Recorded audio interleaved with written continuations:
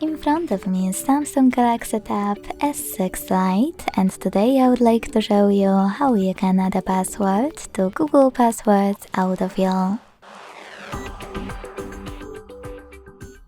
Begin by opening Settings and scrolling down to access Google. Then select Autofill, Autofill with Google, and Google Password Manager.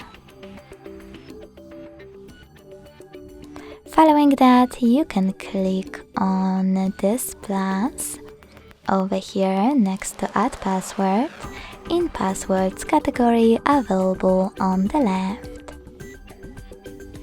Then input all of those informations. At the top, select any website, or click on Select App and tap on the chosen one.